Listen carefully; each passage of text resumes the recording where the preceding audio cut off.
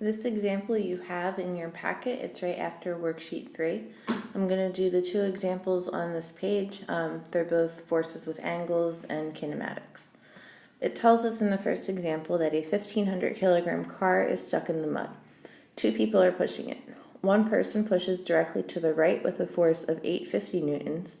The second person pushes up at an angle of 21 degrees with 700 newtons of force. They manage to accelerate the car from rest to a speed of 3 meters per second in 3.8 seconds, and we want to find the frictional force. So there's a lot going on here. The first thing I want to do is just draw a simple diagram showing what the car is doing. So the car is going from rest, being stuck in the mud. Oops, R-E. That does not look good, sorry. Let's try that again. Rest to moving. And if we list what we're given, we know that the mass of the car is 1,500 kilograms. That two people are pushing on it, so one of the forces on the car, I'm just going to call that FC1, is 850 newtons.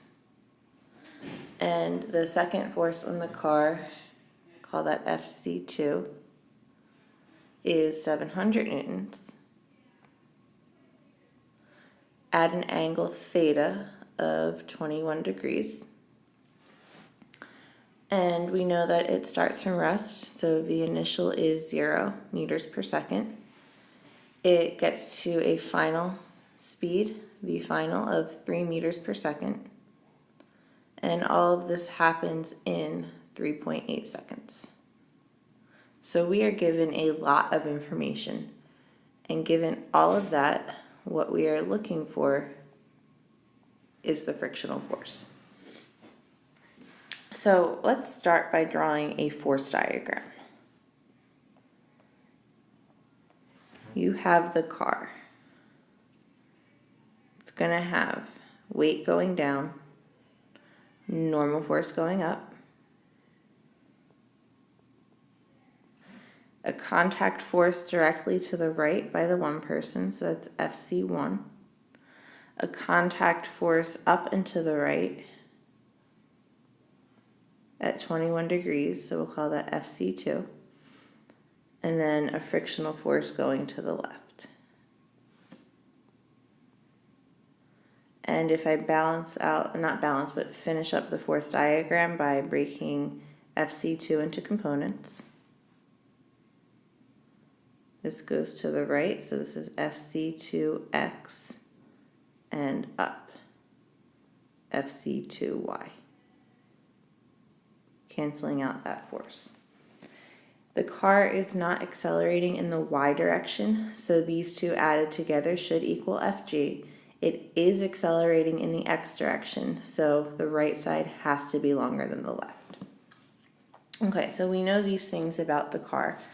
We also know, and I'm just going to add in what these values are, that FC2 is 700 newtons and FC1 is 850 newtons.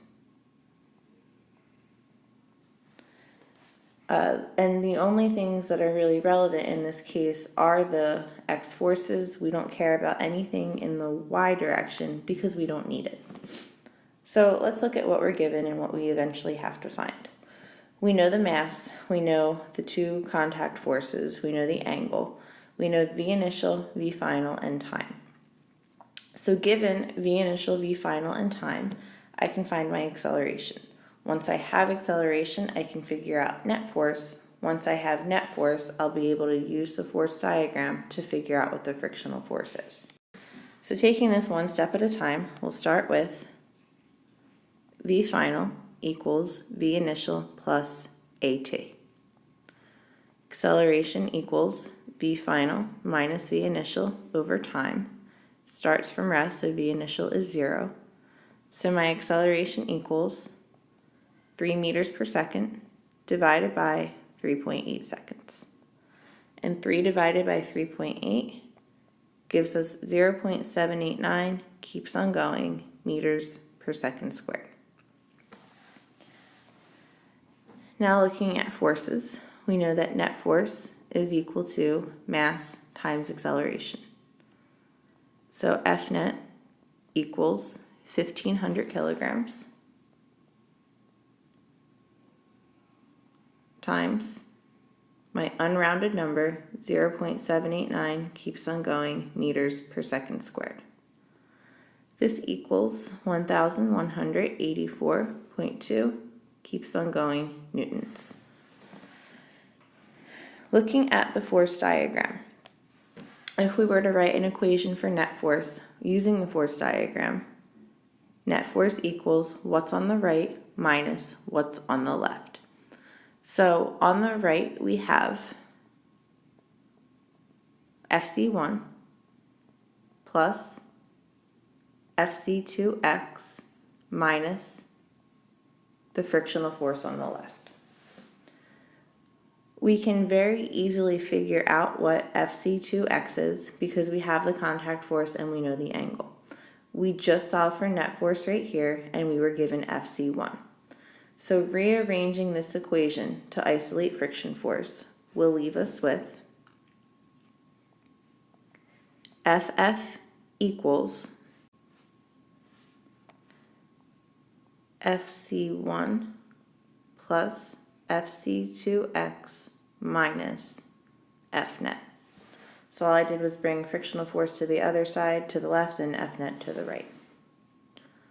So frictional force equals my FC1, that was 850 newtons, plus FC2x, this would be 700 newtons, times the cosine of 21 degrees,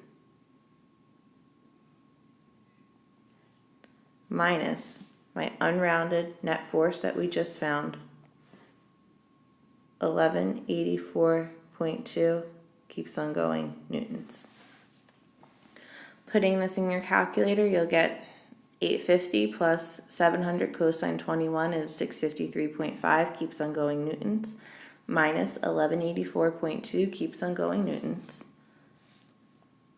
Frictional force equals 319.29, keeps on going, newtons. Two sig figs, so frictional force is about equal to 320 newtons. This number is less than both the contact force in the first person and the x component of the second contact force. It should be less than both of those added together since the acceleration is directed to the right. Okay, so this is the first example. If you want to see the next example, I'll do it. If you feel okay with this, then you're fine. The next example works a little bit backwards. Instead of looking for a force, you're going to be looking for one of the kinematic variables. Chris, whose mass is 50 kilograms, tried to walk his dog one day, but his dog ended up walking him.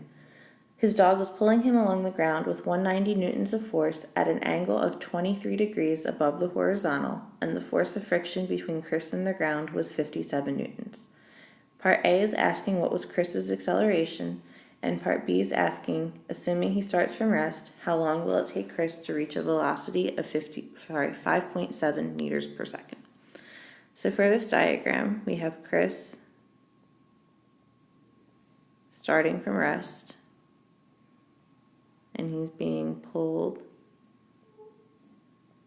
at that angle of 23 degrees, and then he gets accelerated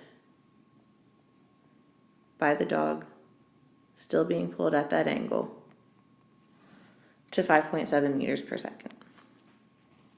So given,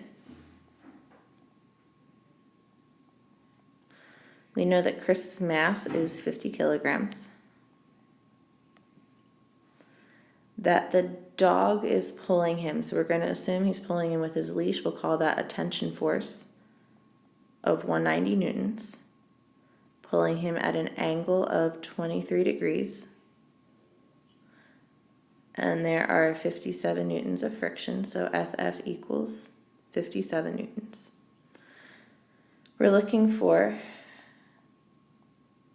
his acceleration in Part A, and then Part B gives us two more givens. That his initial velocity is 0 meters per second, and his final velocity is 5.7 meters per second. And given those things, we're looking for time. So let's draw Chris's force diagram. He's got his weight going down, normal force going up, tension force going up and to the right. Break this apart into Ftx and Fty. And then he has a shorter frictional force going to the left. He is not accelerating in the y direction, so these two added together have to equal the weight. He is accelerating in the x direction, so Ftx needs to be longer than Ff.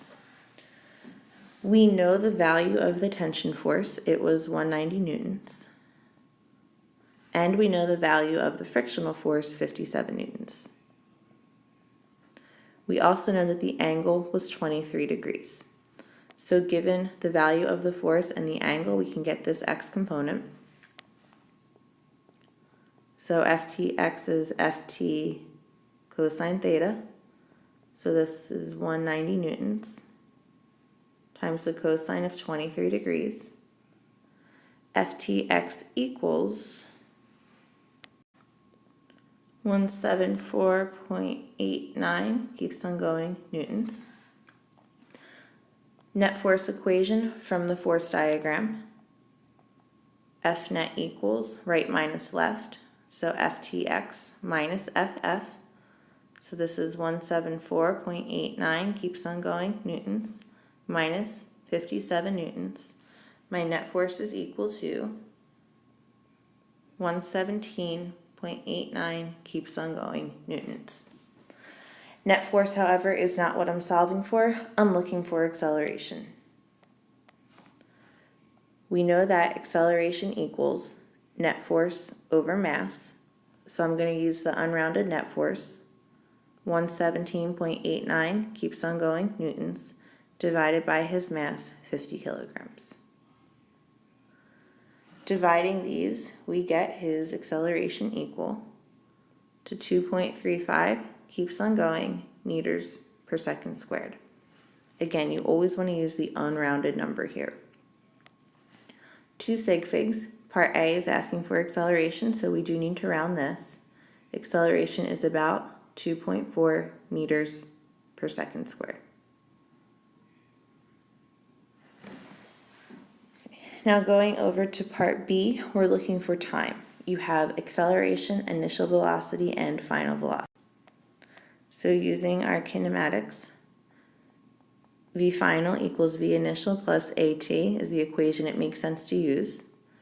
Starting from rest, that goes to 0. So V final over acceleration will give me time. 5.7 meters per second divided by, again, the unrounded acceleration. So this is 2.35, keeps on going, meters per second squared equals time. 2.41 ... seconds equals t. 2 sig figs again, t is approximately 2.4 seconds. So this is just another example using kinematics and forces. The only thing different between this and what we were doing before is that now we have those angled forces. So nothing completely new, we're just kind of combining everything that we've been learning. We'll do a lot more practice with this tomorrow. Let me know if you have questions. Otherwise, get ready to do lots of problem solving.